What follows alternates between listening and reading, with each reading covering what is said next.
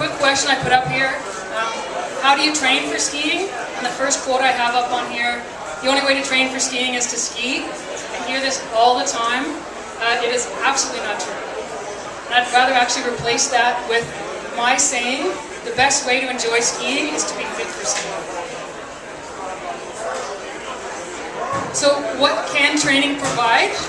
Here's a list. I mean, it provides everything. Honestly, it sounds like I'm selling, snake oil or something like that, this magical solution to everything. But truly, that's what training is, particularly for sports. Improved performance and enjoyment. You get that. The stronger you are, the more powerful you are, the better you're going to ski, the more fun you're going to have on the hill. Increased stamina.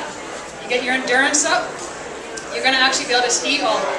Those of you that take ski trips, typically ski trip lasts 5 or 6 days, and what commonly happens is day 1 is amazing, day 2 your legs are really sore, day 3 you try and find out what the local attractions are because you just can't ski.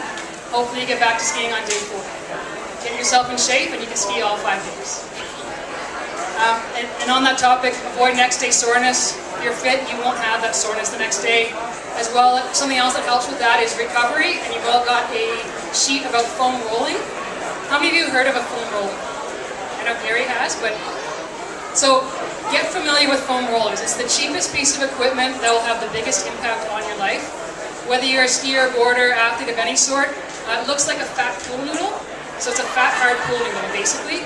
Costs less than $30. Fitness Depot, Running Room, Kinematics, all sorts of places to get them. It's like getting a mini massage, but you're not paying $85 an hour, you're paying nothing. So definitely invest in one of those. It will really help, mainly with the recovery, but also with just getting yourself prepared. And then injury prevention is key, and we're going to talk about some injuries in particular, but basically, if you're injured, you're not going to be skiing, thus you're not going to be enjoying skiing. And talking about injury risk, I just want to talk about some of the risk factors for injury. Studies have shown previous injury would be about the biggest predictor of future injury. Your chances grow from like 2 to 9 times higher. It's not necessarily that you're going to re-injure the same thing. You might have had a left knee injury. That is going to have you more likely to have some sort of injury. It might be your right ankle, it might be your back. And in fact, specifically, there's been a fairly recent study that shows a link between previous episodes of low back pain and ACL injuries. The connection being a weak core. When your core is unstable, you're at a higher risk of ACL tears. Asymmetry. When I talk about asymmetry, I mean left to right. If your left leg is strong and your right leg is weak, or your right hip flexor is tight and your left hip flexor is not, you're going to have some problems. Your body will behave differently and you put yourself at risk of injury.